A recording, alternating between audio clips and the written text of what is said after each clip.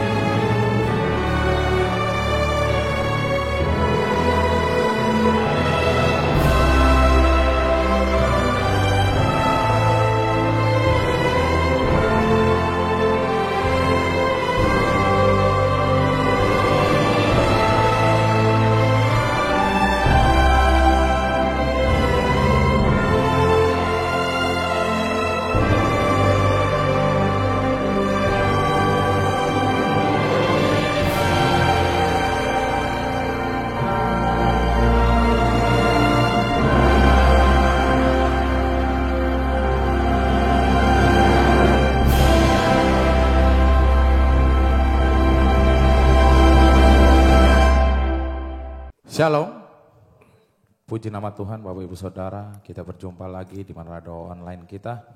Mari Bapak Ibu Saudara, saya percaya kita mempunyai kerinduan untuk memuji dan memuliakan nama Tuhan. Lebih lagi kita minta Roh Kudus untuk bertahta di setiap pujian kita, membawa kita semakin haus, semakin rindu, semakin menikmati hadirat yang kudus. Mari kita siapkan hati, kita akan awali Manado Online kita ini dengan doa. Mari tutup mata kita berdoa. Segala pujian syukur hanya bagi Engkau Allah kami yang hidup. Bapa, saat ini kami bersyukur ya Bapa. Kami bisa berada di hadapan-Mu ya Bapa. Kami sangat bersyukur ya Tuhan. Kami datang untuk memuji memuliakan nama-Mu ya Bapa. Kami ingin lebih lagi ya Allah kami. Kiranya Engkau jamah, Engkau penuhi kami ya Tuhan Yesus. Agar lebih lagi kami masuk di dalam hadirat-Mu ya Tuhan. Ya Allah kami ingin merasakan Engkau memeluk kami saat ini ya Tuhan Yesus. Berbicaralah kepada kami ya Tuhan melalui setiap firman-Mu ya Bapa. Kami ingin selalu taat, setia, dan selalu menyenangkan hati-Mu melalui setiap firman-firman-Mu. Kami mau mengikutinya semua ya Bapa.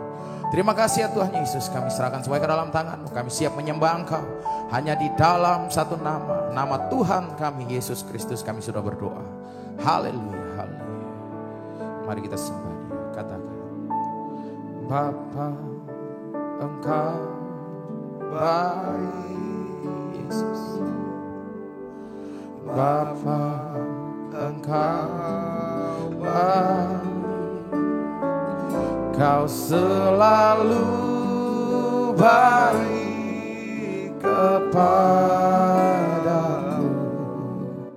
Bapa,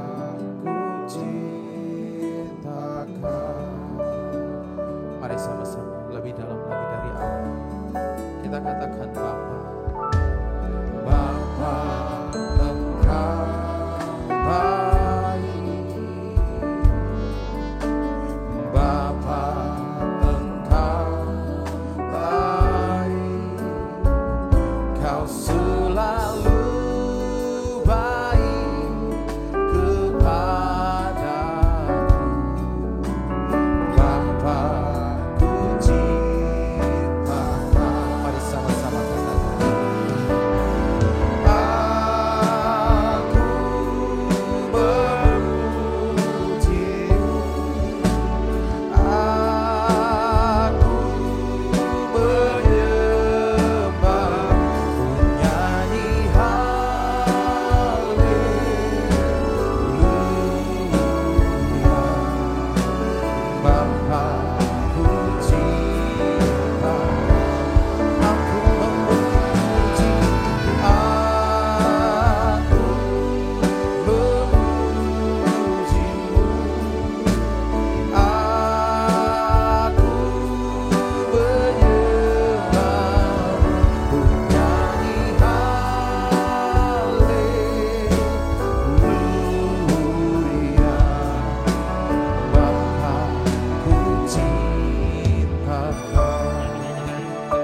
lebih dalam lagi. Sama-sama dari awal kita nyanyikan bersama, katakan Bapa Engkau baik,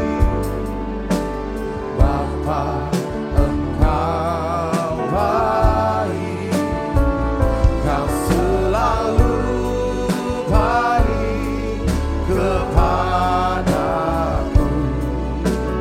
Bapa ku cintakan. Lebih dalam lagi dari awal kata Bapa Engkau baik, Bapa Engkau baik, Kau selalu baik kepadaku. Bapa ku cintakan. Mari semuanya nyanyikan. Aku memuji-Mu, aku menyembah-Mu, ku nyanyi haleluya.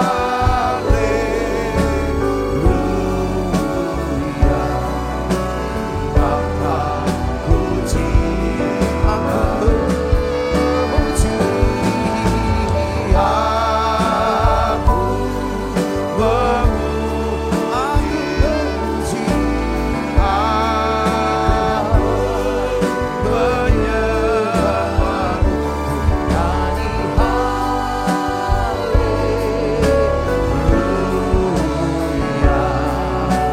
Bapa ku cintakan.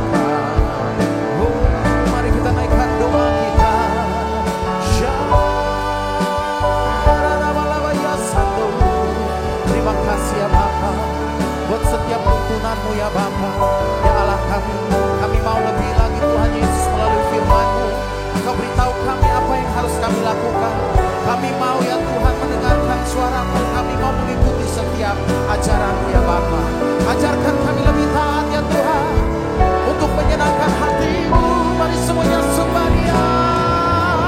Aku memuji-Mu, aku menyembah-Mu, nyanyi haleluya. Bapa ku cinta, aku memuji,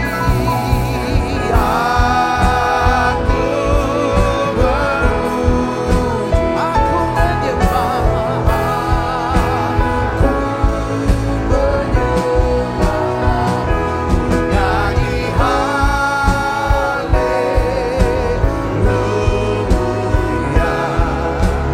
Bapa ku cinta, aku memuji, aku memuji-Mu, aku menyembah-Mu, ku nyanyi haleluya.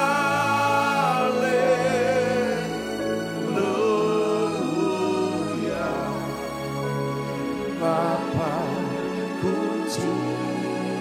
Mari semuanya lebih lembut lagi kita sembah Dia, katakan aku memuji-Mu, aku menyembah-Mu, ku nyanyi haleluya.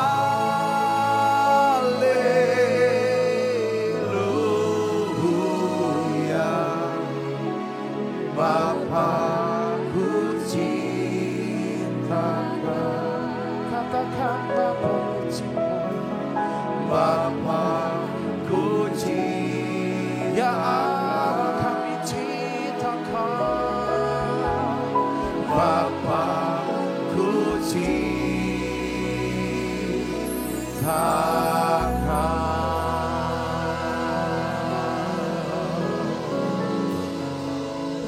Haleluya.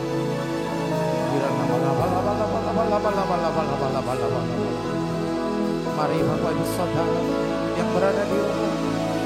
yang berada di ruangan Holy Spirit, mari kita naikkan syukur, kita bagi Dia. Oh,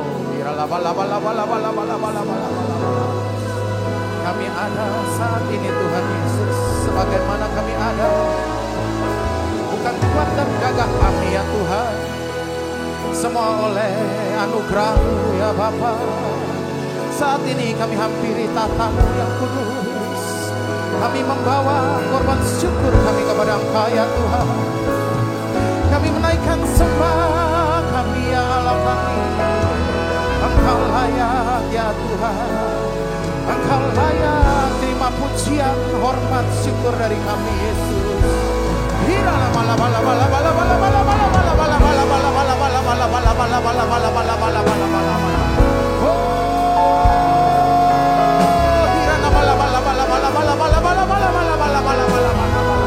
Terima kasih Yesus, Engkau baik Tuhan, kami menyembah Tuhan. Lebih lagi kita naikkan syukur kita. Oh,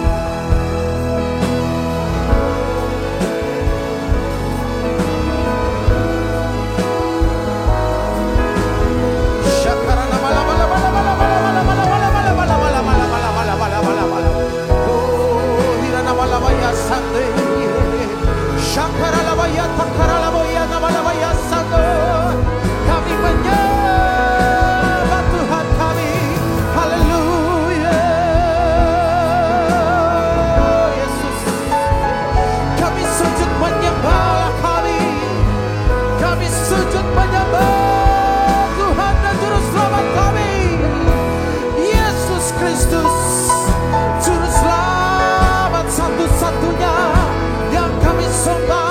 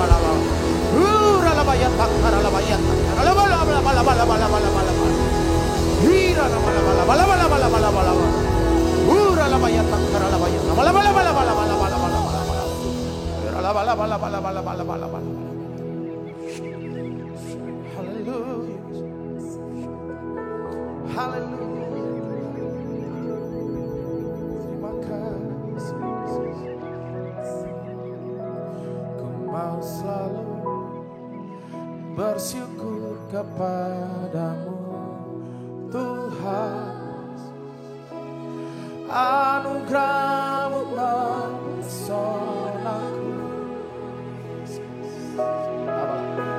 selalu dan selalu Kau angkat hatiku, Kau membuatku berharga di mana. Mari sama-sama dari awal, lebih lagi kata, Tuhan Kau sungguh besar, karya-Mu sungguh ajaib. Katakan tiada hentinya ku mengagumi, sungguh Kau sama-sama dari awal katakan, Tuhan Kau sungguh besar, karya-Mu sungguh ajaib. Oh tiada hentinya ku mengagumi,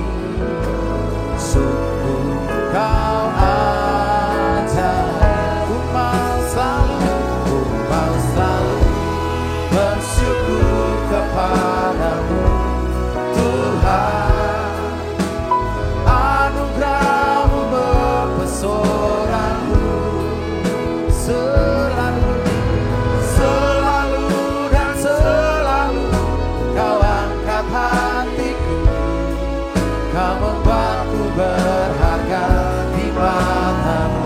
Ku mau selalu bersyukur kepadamu Tuhan. Anugerah-Mu mempesonaku selalu, selalu dan selalu. Kau angkat hatiku, Kau membuatku berharga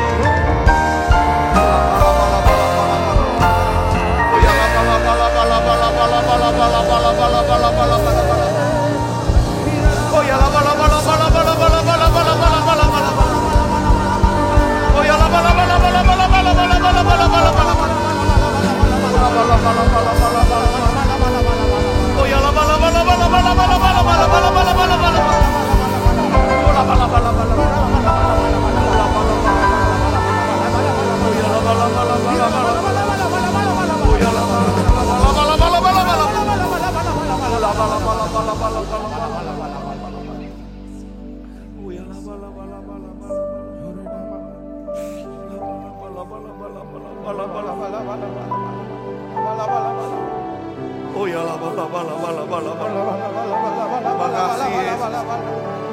Makasih Tuhan. Makasih itulah hadiran. Makasih itulah lawatan-Mu Yesus.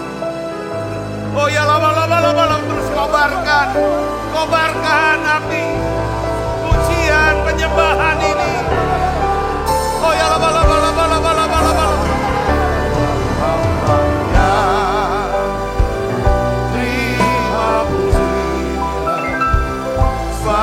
Kau layak, terima pujian, sebab Kau layak, anugerah Yesus, Raja di atas segala raja.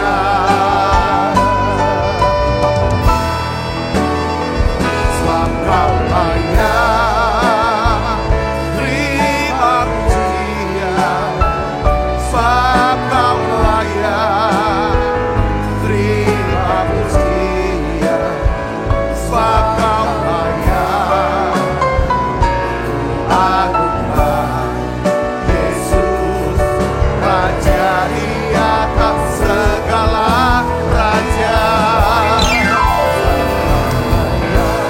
Yesus, terima pujian, sebab Kau layak, terima pujian, sebab Kau layak, anugerah Yesus, Raja di atas segala raja. Raja di atas segala raja. Raja di atas, Raja di atas segala raja.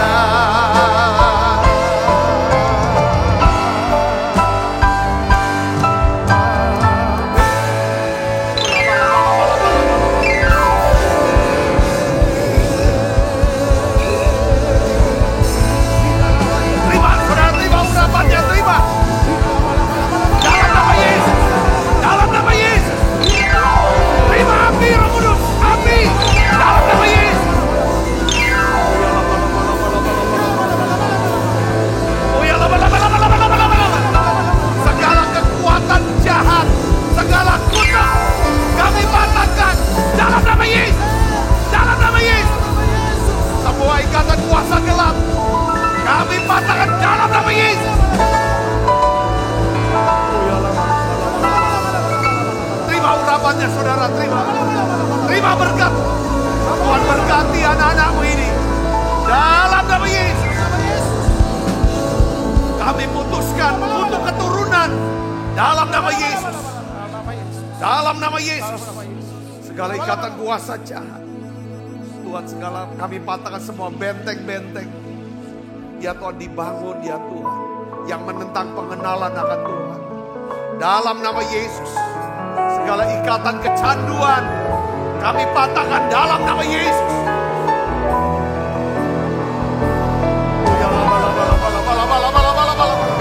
Yes, mari bersyukur saudara, mari bersyukur, lihat kemenangannya. Terima dalam nama Yesus. Angkatlah kepalaku, hadapi lawanku yang berada di sekelilingku, dan mulutku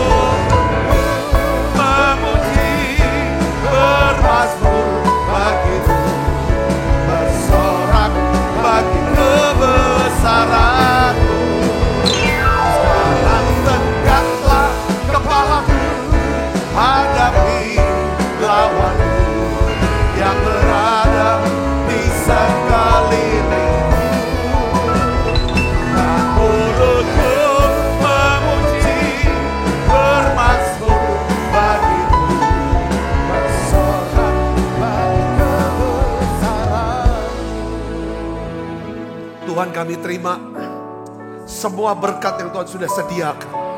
Dalam nama Yesus, terima kasih Tuhan, Kau berikan kemenangan yang gilang gemilang buat kami. Kau sudah jawab doa-doa kami. Kami mau naikkan syukur kepadamu ya Bapa. Berbicara secara khusus, secara pribadi buat kami Tuhan. Baik anak-anakmu yang sudah hadir di Holy Spirit Room ini, maupun anak-anakmu ya Tuhan yang hadir secara online. Tuhan, turunkan berkat-Mu ya Tuhan, secara khusus, secara pribadi. Engkau berikan kuasa-Mu, hikmat-Mu buat setiap kami.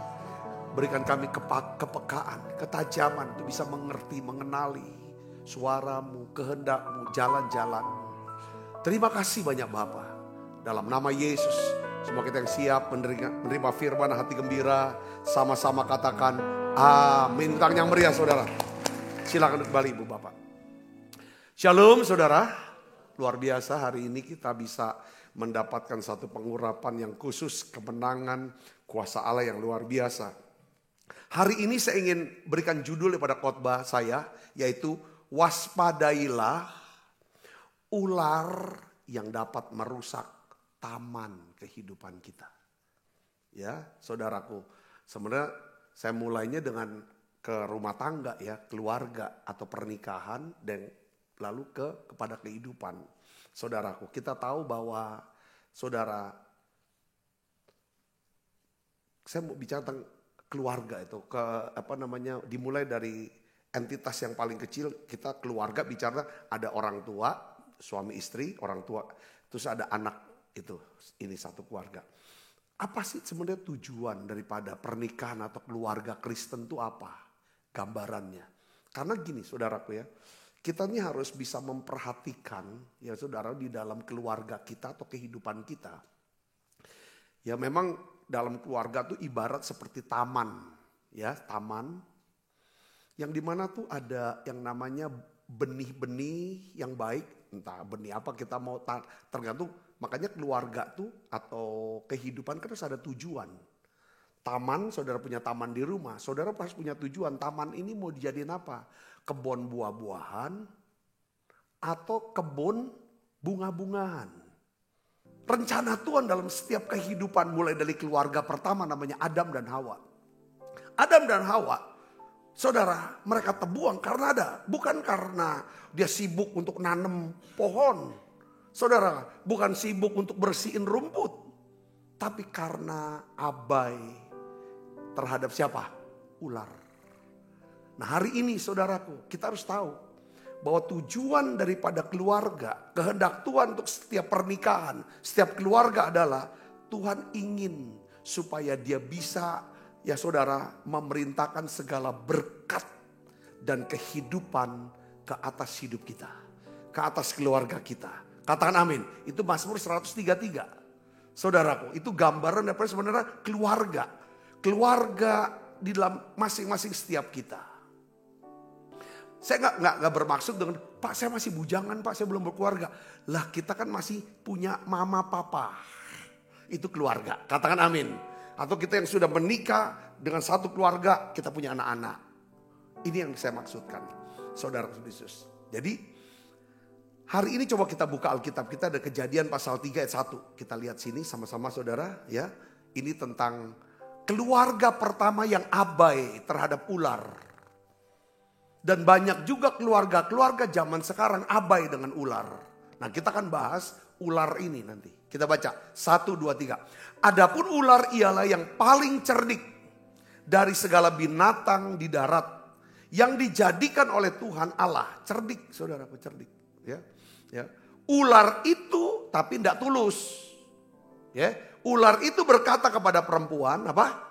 Tentulah Allah berfirman. Semua pohon dalam taman ini jangan kamu makan buahnya, bukan? Saudara perhatikan kalimat. Kalimat ular selalu kalimat apa? Kalimat setan selalu adalah apa? Kalimat dunia yang sudah jatuh. Ya kan? Di bawah penguasaan setan adalah kalimatnya apa? Kalimat negatif. Firman Tuhan selalu berkatakan semua buah, semua pohon di taman ini boleh kamu makan buahnya. Itu dimulai dengan kata positif kan? Kecuali yang satu ini. Tapi iblis katakan apa? Tidak boleh dimakan semua. Saudara. Nah ini kan ulo ini saudara. Ular ini saudara, kita harus hati-hati. Karena kekuatan daripada iblis itu di mana? Saudara apa? Kekuatan ular di mana? Mulutnya. Bukan di mata. Ya saudara. Dan mulut ular atau lidah ular itu gimana? Saudara tahu gak? Dua. Mencela-mencele. Kiri kanan. Tipu muslihat.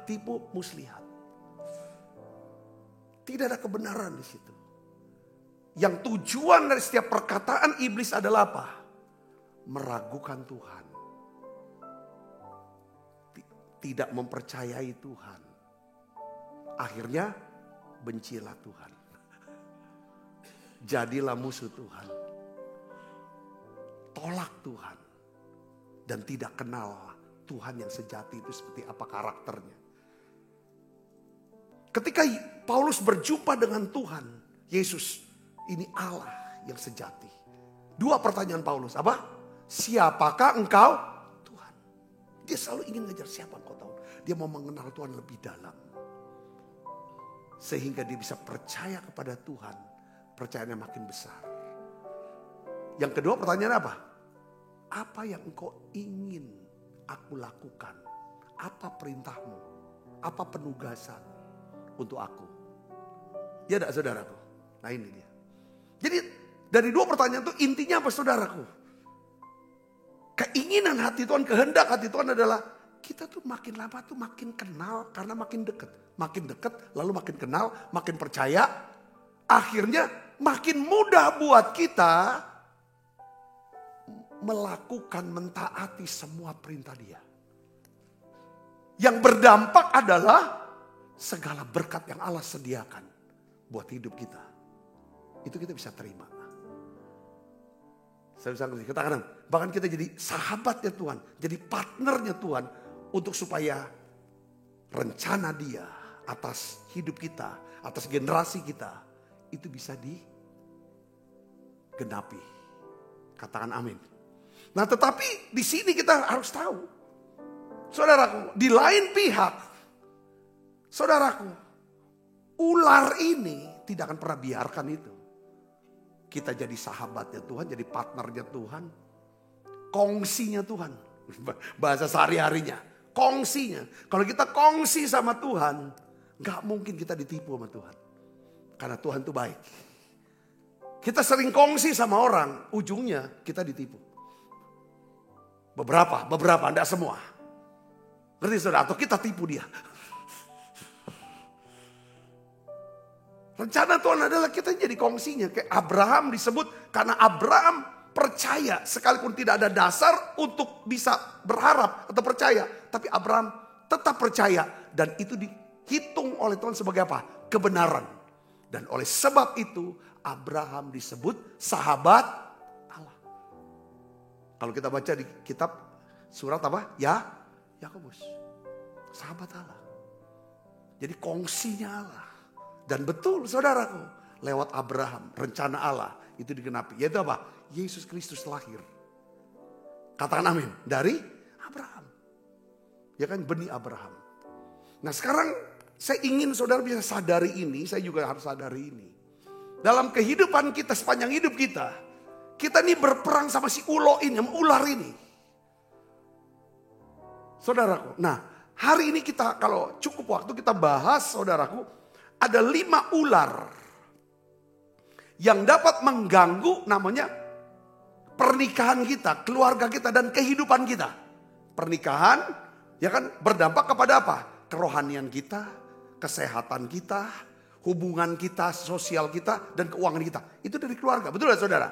Kalau keluarganya enak, mantap, rukun, sehati, damai, penuh dengan kuasa Tuhan, penuh dengan hikmat Tuhan, pasti dong saudara rohani makin meningkat. Saudara, badan makin sehat, hubungan juga sama orang makin luas, makin dikenal, katakan karena kita dipakai oleh Tuhan, katakan amin. Keuangan kita juga gak susah. Saudara. Nah ular, saudara, dia berusaha untuk supaya apa? Dia hancurkan nih rumah tangga, keluarga. Tiap hari suruh bertikai. Kalau kita tiap hari perang sama yang seharusnya itu bukan musuh kita. Istri kita, orang tua kita, anak kita perang terus. Dampaknya apa? Kan berdampak kepada kerohanian kita. Apa masih bisa doa kita? Apa badan bisa sehat? Stres kan?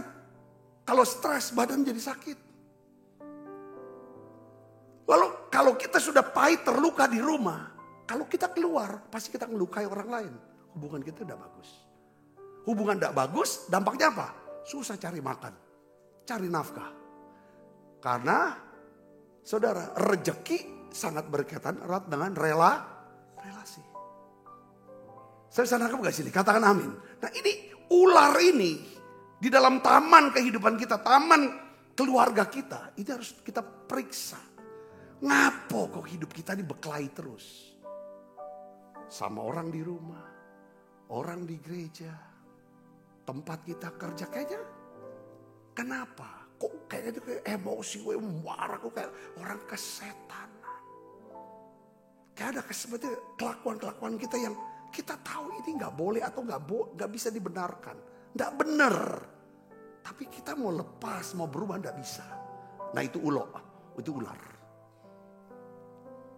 Kita tahu ini pasti sukses kok, bisa, kita pinter, kita rajin, kok nggak dapet hasilnya. Itu ular, ada ular di situ. Saya bisa ngelihat, katakan orang tuh kalau ngelihat kita bawaannya mau marahin, mau benci aja. Wah itu ular itu, ada ularnya. Ngerti gak? Padahal kita tuh gak jahatin orang loh. Nah ini hal-hal ini kita jangan. Kadang gini, ular tuh pintar bersembunyi.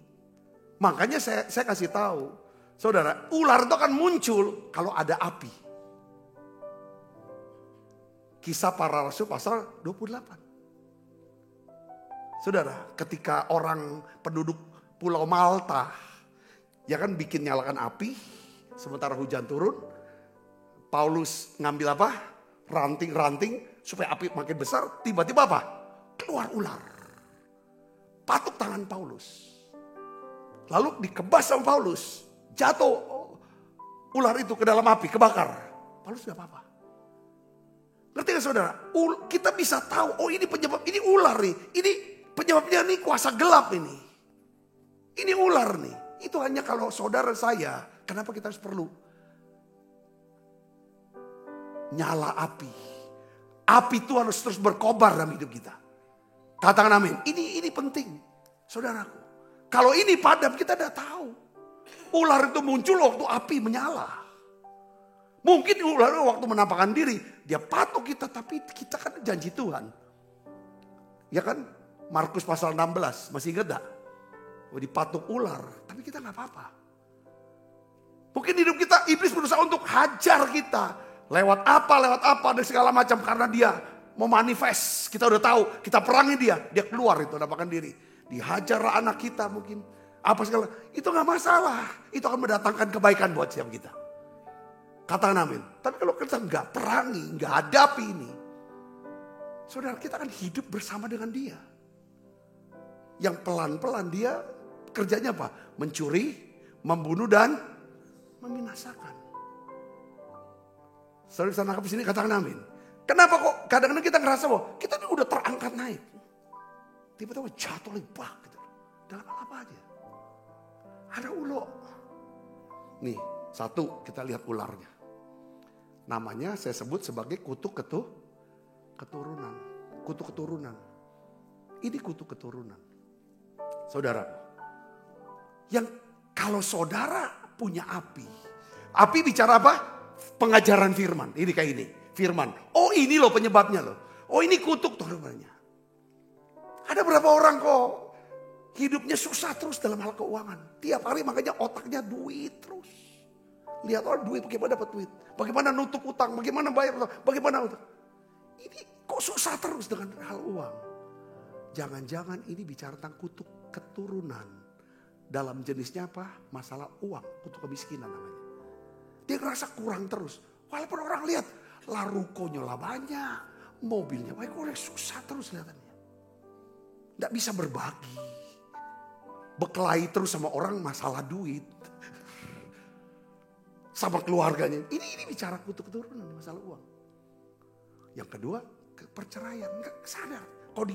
Kalau kutuk perceraian begini. Kalau orang itu belum cerai, selalu dia pikirnya kalau ribut sedikit, solusinya apa? Cerai. Pikiran mau cerai terus. Ini hati-hati, ini kutuk. Yang ketiga, saudara, tentang penyakit. Saudara, ya memang secara dokter ada DNA kalau orang tua kita kena diabetes, kita bisa kena diabetes segala macam. Tetapi saya percaya kuasa Tuhan lebih besar. Katakan amin saudara, atas itu. Ya, saya bisa ngerti sini. Jadi kutuk keturunan itu sebenarnya siklus disfungsi yang diturunkan dari satu generasi ke generasi lainnya dalam sebuah keluarga. Saudara, penyebabnya karena apa ini kutuk ini saudara? Ya kembali saya cerita. Kalau mungkin kakek kita, kakeknya kakek kita suka berdukun, apalagi dia jadi dukun. Saudara, berhubungan dengan kuasa gelap, itu pasti ada kutuk keturunan di sana. Penyembah berhala segala macam. Saudaraku, suka curi orang, suka tipu uang orang. Ambil uang yang bukan haknya dia. Itu masuk ke situ. Ini saya bicara bukan takut-takutin ya. Api selalu memunculkan ular. Yang ngerti katakan amin saudara. Lalu ular itu akan matuk. Saudara, kenapa kita kalau sering dengar firman yang seperti api, kita tuh tersinggung. Sakit rasanya.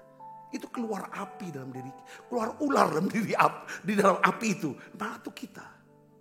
Kalau kita tundukkan diri kita kepada Tuhan, ya kan saudara, tundukkan diri kita, maka kita bisa lawan si ular itu. Kalau kita nggak pernah takluk dengan Tuhan, dengan firman Tuhan, maka ular yang mematuk kita itu berbisa. Akhirnya apa? Kita benci sama gereja, benci sama pendeta itu. Kita mundur dari pelayanan.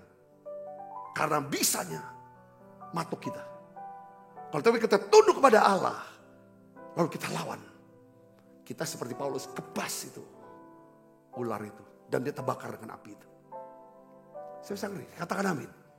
Ya, kita baca Bilangan 14 ayat 18. Kita baca sama-sama. 1, 2, 3. Tuhan itu berpanjangan sabar dan kasih setianya berlimpah-limpah. Ia mengampuni kesalahan dan pelanggaran. Diawali gitu saudara. Tetapi dengar baik, sekali-kali tidak membebaskan orang yang bersalah dari hukuman. Bahkan ia membalaskan kesalahan bapa kepada anak-anaknya, kepada keturunan keberapa? Ketiga dan keempat. Artinya apa di sini? Kutuk keturunan adalah hasil daripada kesalahan, pelanggaran yang dilakukan oleh kita. Kita nggak usah jauh-jauh, kita aja dah. Yang kita tidak pernah mau akui itu. Kita tidak pernah mau akui, tidak mau merendahkan diri, dan kita tidak mau bertobat. Minta belas kasihan Tuhan. Ya, ketika tidak ada pertobatan atas kesalahan kita. Dan itu akan berdampak kepada anak. Sampai keturunan keempat. 3, 4. Ke bawah dia lakukan lagi dong. Karena kutuk itu harus jalan masuk harus dosa. Anak kita akan melakukan dosa pelanggaran yang sama yang kita lakukan. Supaya dia bisa masuk kutuk itu. Saya bisa ngerti, katakan amin. Karena dia ngelihat. Makanya kan ada papa video, mama video. Kalau papanya bengis suka gebukin mamanya, pukulin. Si anak yang perempuan akan dapat suami yang suka gebukin diri dia. Kerekam. Sebenarnya ada magnet yang narik. Kalau mamanya atau papanya suka utang gak bayar, suka bohong. Itu masuk kerekam ke alam bawah sadar. Anak itu akan suka bohong. Saya bisa ngerti, katakan amin. Saudara tahu ya, ada kesalahan. Kita setiap manusia tuh bisa salah. Ngerti gak saudara? Bisa salah. Tetapi Tuhan tidak ingin kita tuh berdusta, berbohong. Ngerti gak? Ini prinsip yang dipegang oleh satu negara namanya Amerika. Semua orang bisa salah. Tapi satu hal, orang itu tidak boleh bohong. Kalau orang itu bohong, orang itu tidak bisa dipercaya lagi. Selesai. Dan kita tahu kenapa. Kenapa kok bisa? Apa filosofinya? Boleh salah. Bukan berarti direncanakan kesalahan itu. Maka dalam keluarga, suami bisa salah. Ya sudah terima. Karena dia bukan, kita saudara, ibu-ibu bukan menikah dengan orang yang sempurna. Setuju? Amin. Istri bisa salah. Hai bapak-bapak, suami-suami, kamu menikah dengan manusia yang tidak sempurna sama kamu. Tapi kita harus hindari dalam keluarga pernikahan berdusta. Jangan dustai istri. Jangan dustai suami. Ngerti gak saudara? Karena kita udah sepakat. Dalam prinsip pernikahan salah satunya adalah prinsip apa? Openness. Bukan nakedness. Openness itu keterbukaan. Keduanya telanjang tetapi tidak merasa malu. Jadi kalau udah telanjang buat apa? Kita mau dusta. Apa yang mau? Dusta kan menutupi. Saudara, ketika Adam dan Hawa jatuh dalam dosa, reaksi pertama dia apa? Takut, lalu dia tutupi diri dia. Itu dusta. Tutup. Karena dia sudah ada di pihak iblis, ular. Iblis adalah bapak segala pendusta. Sedangkan Tuhan kita Yesus Kristus itu adalah apa? Kebenaran. Katakan amin. Nah ini yang harus kita sadari. Kenapa adanya kutuk keturunan?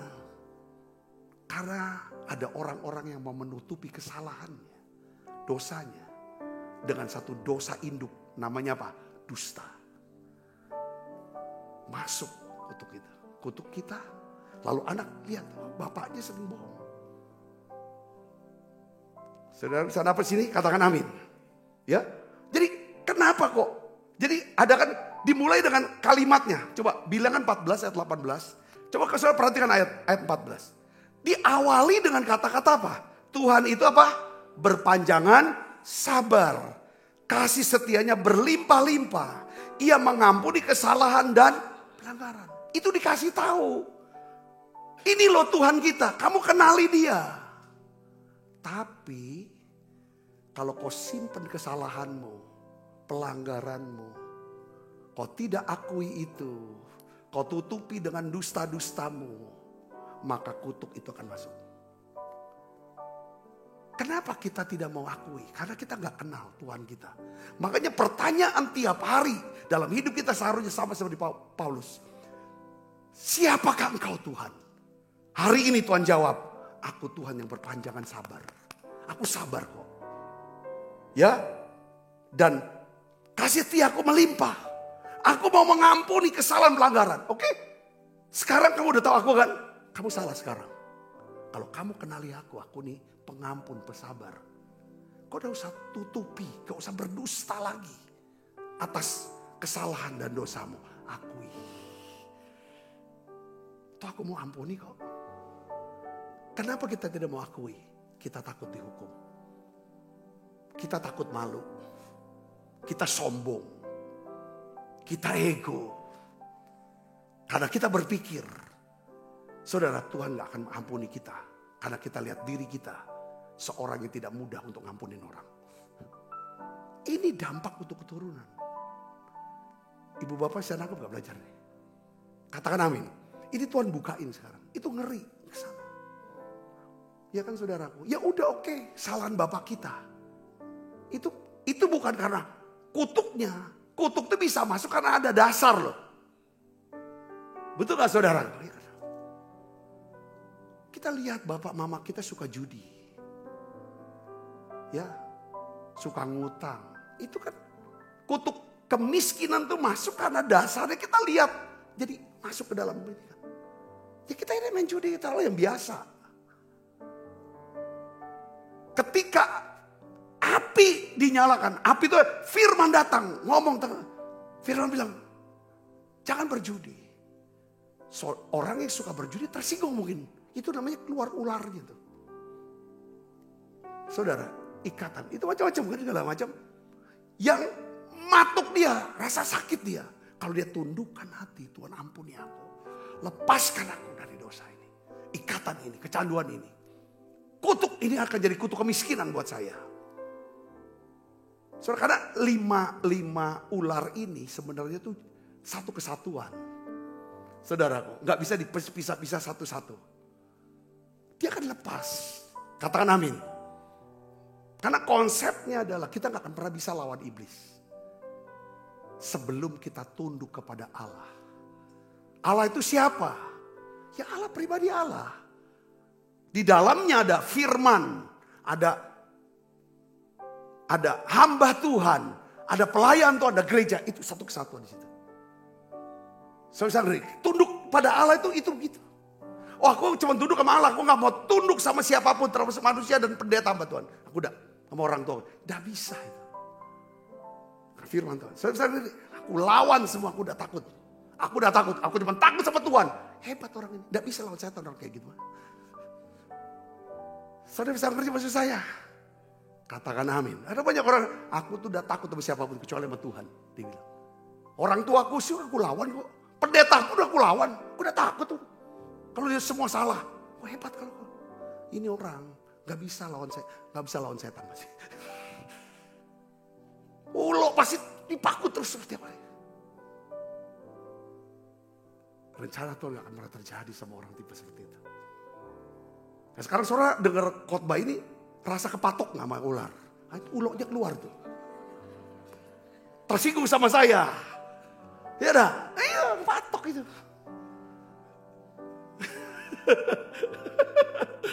Enak khotbah ulok ya. Khotbah ular enak ya. Amin saudara. Saya dapat gak poin saya? Ini ularnya saya bacain aja. Kedua adalah ikatan kuasa roh jahat. Saudara sudah tahu itu. Ikatan kuasa roh jahat. Kalau ular yang dalam bentuk ini menyebabkan saudara susah nyembah biasanya. Konsentrasi itu susah. Ya saudaraku ya, manifestasinya dengan berbagai macam cara. Roh kemarahan. Roh kemarahan gini saudara, biasanya kalau orang pemarah segala macam, dia tuh bisa ngomongnya tuh keluarnya macam-macam. Perkataannya kotor semua bisa keluar. Lalu setelah itu dia habis marah udah dia sadar, aduh, lalu dia minta ampun. Maafin aku ya, maafin gitu kan. Pagi dia habis marah, maafin. Nanti siang dia maki lagi orang sama. Minta ampun lagi gitu kan. Kalau saudara seperti itu, dan bukan cuma dari kata-kata, kadang-kadang kekerasannya lewat apa? Ajar. Itu nggak terbatas laki-laki loh. Ada perempuan-perempuan, ibu-ibu, saudaraku, kalau dia diikat dengan kuasa gelap roh kejahat dalam bentuk kemarahan, dia bisa gebukin suaminya.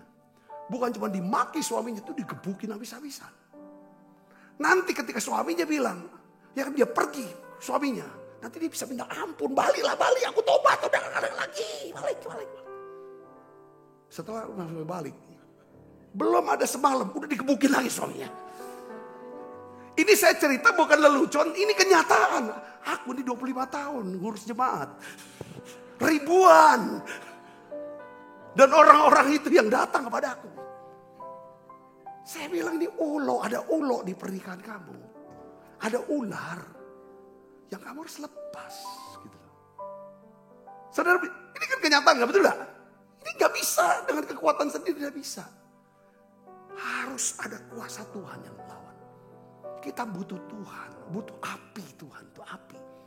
Jadi pesan Tuhan lewat gembala pembina kita Pak Niko bulan ini awalnya, nyalakan api. Pelihara api, itu penting. Saya terjemahin aja dengan kehidupan kita sehari-hari ini. Ada yang diikat dengan apa? Roh kendali. Roh kendali itu gini saudara. Ada laki-laki atau perempuan, roh kendali gini. Ini ular nih. Kalau omongan dia dibantah, kehendak dia nggak diturutin, itu bisa ngamuk. Dia kesatuan dan kemarahan. Saudaraku. Lalu setelah itu kalau dia nggak bisa lawan itu, dia nggak bisa marahin orang itu, masuk kepada roh kesepian. Dan apa saudara? Penolakan. Itu satu kesatuan ini. Jadi kemarahan, kendali karena dia mau kendalikan. Dia mau kuasai setiap orang. Supaya nurut apa yang dia mau. Ini kan sebenarnya setan kan. Setan kan mau nurut, harus nurut. Tapi Tuhan selalu memberikan pilihan bebas. Demokrasi kalau Tuhan tuh. Ngerti ya saudara? Orang boleh milih. Pilih. Mau taati Tuhan, diberkati. Tidak taati, tidak diberkati. Taati Tuhan, masuk surga. Nggak taat Tuhan, nggak mau sama Tuhan, pergi ke neraka. Di situ tempatnya nggak ada Tuhan kok. Itu demokrasi Tuhan tuh, free will. Makanya kita harus jaga demokrasi nih. Di rumah, ya dimanapun. Saya selalu jaga demokrasi. Saya nggak pakai intimidasi untuk orang tuh taat. Itu manipulasi. Katakan amin saudara. Jangan judul kita harus keras supaya orang ini. Enggak. Roh Kudus, Roh Tuhan itu lembut. Katakan amin. Dia templak kita untuk kita bertobat. Ketika dia templak. Saudara, enggak. Dia pakai cara yang pelan-pelan.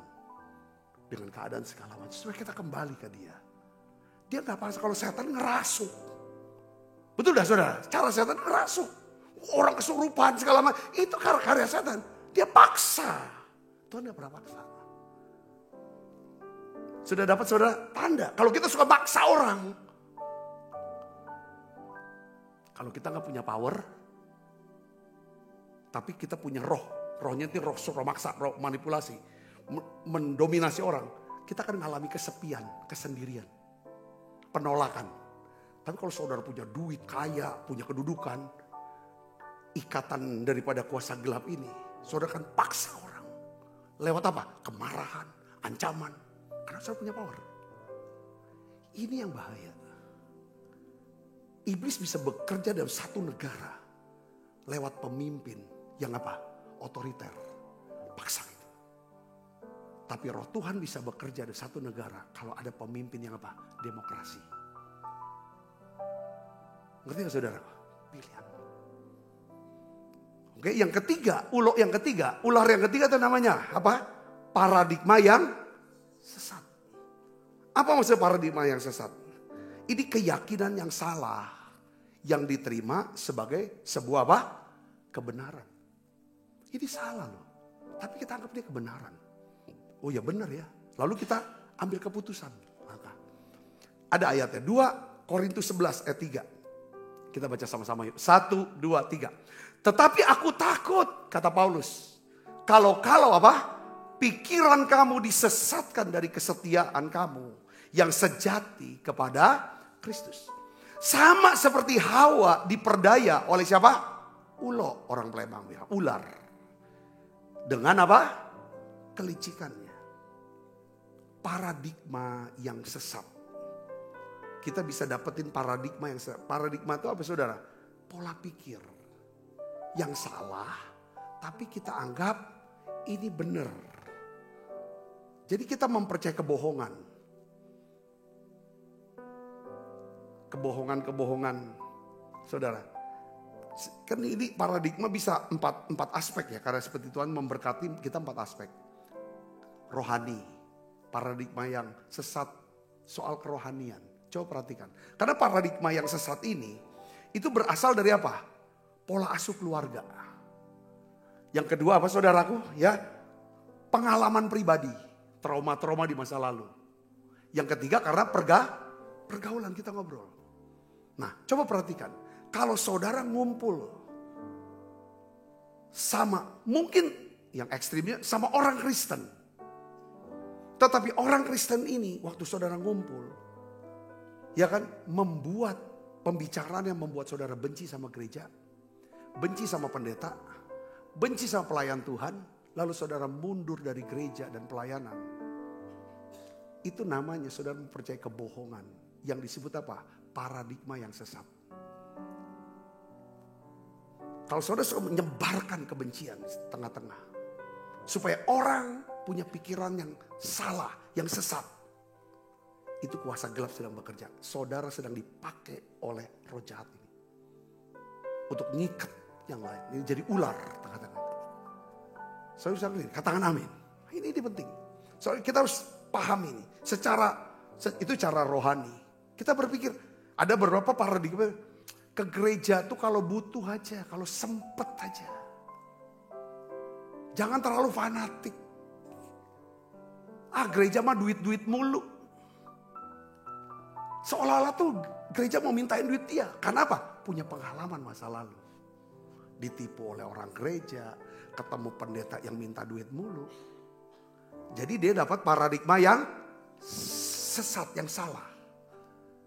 Saudara bisa ngerti? Ini cara rohaninya. Secara jasmani bisa juga.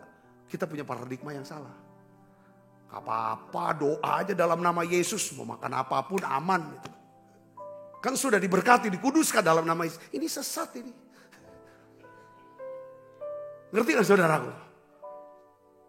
Ya dah, suruh puasa. Puasa dong. Jadi orang Kristen latihan puasa supaya kita nyembahnya tetap Yesus. Bukan nyembah kita kulkas. Kita kan nyembah kulkas. Tuhan kita perut kan. Nah, masih ingat cek kalau mau cek Tuhannya kita Yesus ada, coba lihat jempolnya masih kelihatan dah. Ya kalau masih aman itu. Bukan nyinggung orang gebuk loh saudara. Enggak.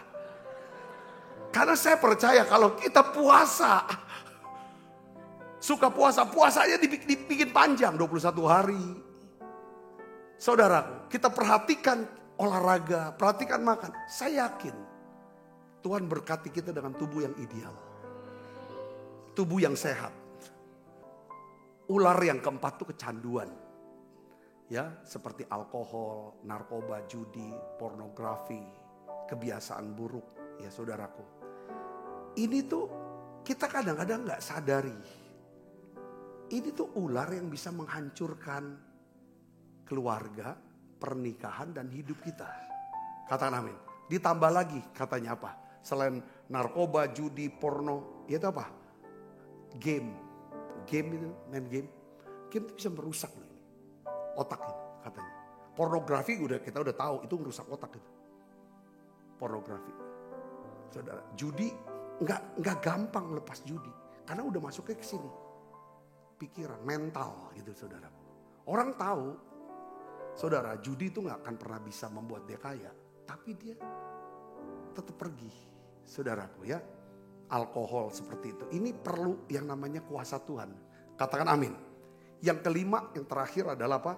Masalah perbuatan daging, saudaraku. Perbuatan daging. Ini Galatia 5 ayat 19 sampai 21 itu bicara tentang perbuatan daging. Ya, kalau kita tunduk kepada Roh Kudus, saudaraku, ya kan, kita tidak akan pernah menuruti yang namanya keinginan daging.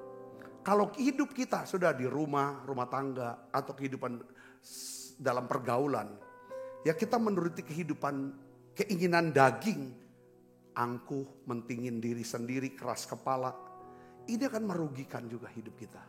Saudaraku, nah hari ini saudaraku pertanyaannya adalah bagaimana caranya menghancurkan ular-ular atau kuasa gelap di taman pernikahan dan kehidupan kita. Saudaraku Yesus, mungkin berapa kita nggak ada jalan keluar, susah. Saya ulang-ulang tadi bicara. Coba kita buka Alkitab kita. Matius 19 ayat 26. Yesus memandang mereka dan berkata apa? Bagi manusia hal ini tidak mungkin. Tidak bisa kita lawan ular itu. Tetapi apa?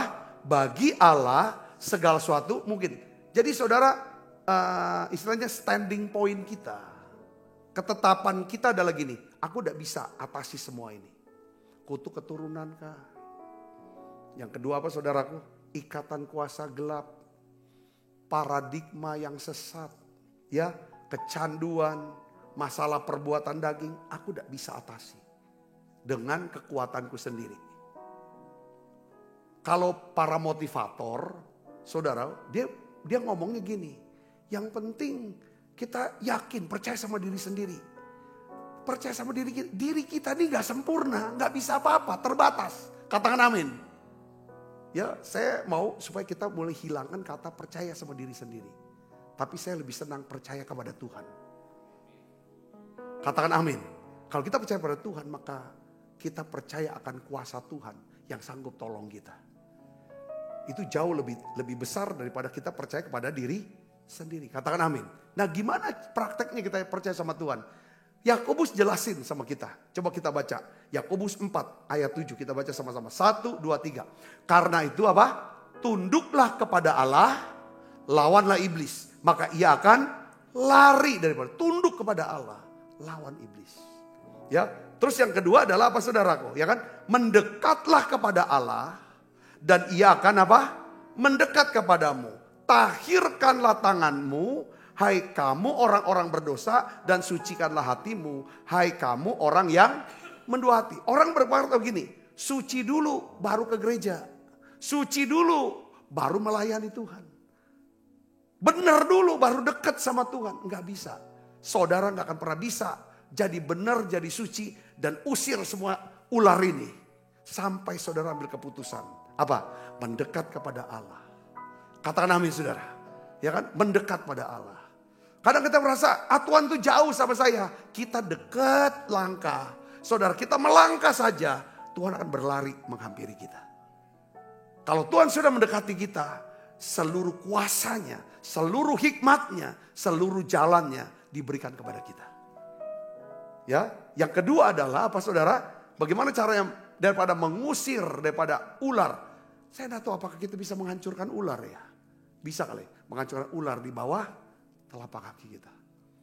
Saudara, yang kedua adalah kita harus menyalakan api dan memelihara api Tuhan tetap menyala. Saya kasih contoh ke kisah para rasul pasal 2. Yang tadi saya sudah jelasin. Saudara sampai ayat yang ke-6. Ya, di sini kisahnya adalah Paulus saudara, dia terdampar di Pulau Malta. Lalu penduduk daripada Pulau Malta mereka menyalakan api besar dikatakan dan mengajak kami semua ke situ karena telah mulai hujan dan hawanya dingin. Ayat 3, ketika Paulus memungut seberkas ranting-ranting dan meletakkan di atas api, keluarlah apa?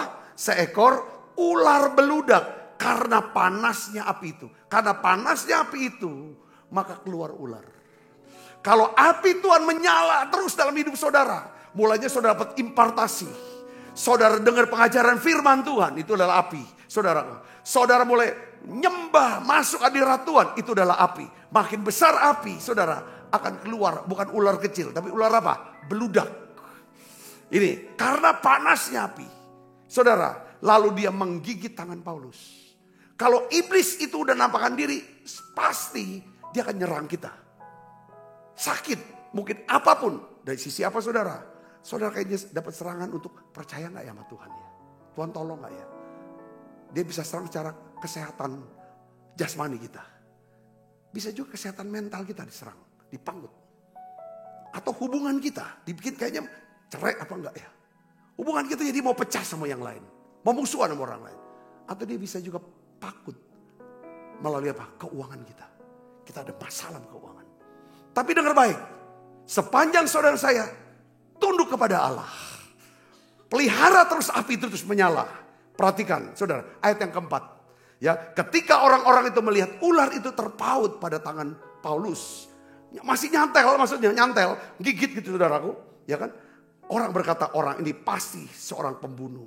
Sebab meskipun ia telah luput dari laut, ia tidak akan dibiarkan hidup oleh Dewi Kalau orang-orang dunia, orang sekitar kita, kalau kita lagi dipangut sama ular, pasti mereka akan menghakimi kita. Ini pasti ini orang berdosa, ini orang jahat nih, ini maling nih, apa segala macam. Ini pasti ada ini. Biasalah orang gosip. Yang penting saudara tetap pelihara api itu tetap nyala. Apalagi kita lagi sedang dipangut ular, yang saya ceritain, ngalami badai, ngalami masalah. Orang ngoceh semua. Katanya gini. Udah biarin, jaga api. Lihat saudara, ayat yang 5. Tetapi Paulus mengibaskan ular itu ke dalam api. Dia ibaskan. Lepas airnya. Saudara, masuk dalam api. Ia sama sekali tidak menderita sesuatu. Namun mereka menyangka bahwa ia akan bengkak atau akan mati rebas kita itu juga. Tetapi sesudah lama menanti-nanti mereka melihat bahwa tidak ada apa-apa yang terjadi padanya. Maka sebaliknya mereka berpendapat bahwa ia seorang apa? Dewa. Tadinya gosipin. Tadinya menjelek-jelekin. Merendahkan. Menghakimi. Setelah Paulus ditolong oleh Tuhan. Dilepaskan daripada ular itu. Mereka bilang, ini dewa, ini Tuhan. Ketika saudara jaga api, dipangut ular, saudara kebaskan itu, orang semua gosip, semua orang ceritakan saudara, merendahkan jelek saudara. Dengar baik, tungguin. Mereka akan melihat saudara ini orang dahsyat. Ini orang yang luar biasa. Ada Yesus dalam dirinya saudara. Katakan amin. Ular itu bebas. Katakan amin saudara. Jaga api itu. Api itu. Gak usah pusing dengan lain. Jangan khawatir sepanjang jaga api ini. Kalau api ular dah ada. Saya cara. Segala berkat yang terbaik. Itu akan diperintahkan datang kepada hidup saudara. Saudara berkati. Amin. Selesai. Kita bangkit berdiri. Membebaskan hidup yang terbelenggu. Memulihkan hati mereka yang terluka. Serta mencerahkan mata yang buta. Kita siapkan diri makan perjamuan kudus. Jadikan hidupku aman, dipenuhi urapan baru, menyatakan kebesaran kuasa-Mu. Mari saudara tutup mata. Mungkin hari-hari ini saudara sedang tidak menyadari ada ular di taman kehidupan saudara. Di taman pernikahan rumah tangga saudara. Saudara gak nyadari itu ada ular. Tapi hari ini pesan Tuhan adalah nyalakan api itu. Nyalakan api Tuhan. Sehingga ular itu akan keluar. Mungkin ular itu memangkut saudara. Mematok saudara. Dan lalu ketika saudara dipatok, semua orang mentertawakan. Semua orang mengejek. Semua orang bergosip. Tetap fokus. Kobarkan api itu. Tetap menyala. Bersihkan hati saudara. Terus kejar Tuhan. Cari Tuhan, cari hikmatnya. Terus berdoa. Terus sembah Dia. Terus lakukan apa yang Dia perintahkan kepada saudara. Tuhan akan menyatakan kemuliaannya. Orang-orang yang tadinya menghakimi. Menjadi orang-orang yang akan memuliakan Tuhan. Karena melihat perbuatan Tuhan dalam hidup saudara. Terima kasih Tuhan, terima kasih. Kami bersyukur kepadamu ya Tuhan. Sebab apa yang telah teruskan kepadamu, telah kuterima dari Tuhan. Yaitu bahwa Tuhan Yesus pada malam waktu diserahkan mengambil roti, angkat roti. Dan sudah itu ia mengucap syukur atasnya. Ia memecah-mecahkannya dan berkata, inilah tubuhku yang diserahkan bagi kamu. Perbuatlah ini menjadi peringatan anak-anak. Saudaraku, bukankah roti tangan kita ada persekutuan kita dengan tubuh Kristus? Mari makan dalam nama saya.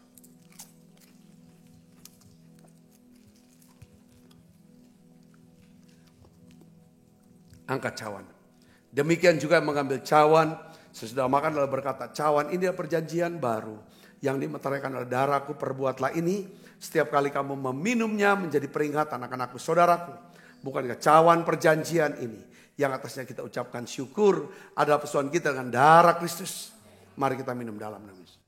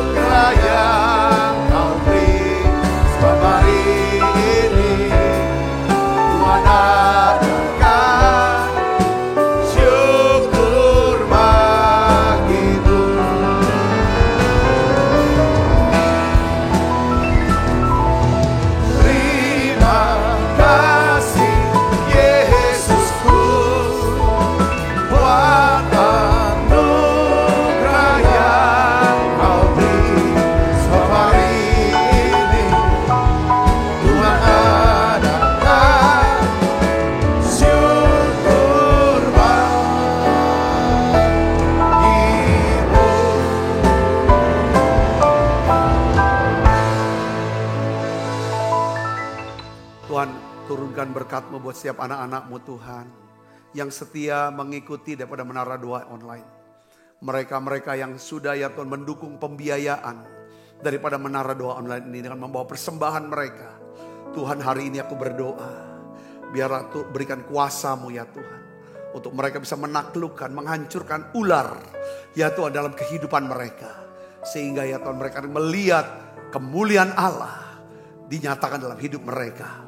Mujizat Tuhan, berkat Tuhan yang melimpah dalam hidup mereka. Tuhan bahkan Tuhan pakai mereka Tuhan untuk menjadi saksi-Mu. Kekasih Kristus, terimalah berkat yang berlimpah-limpah daripada Allah Bapa.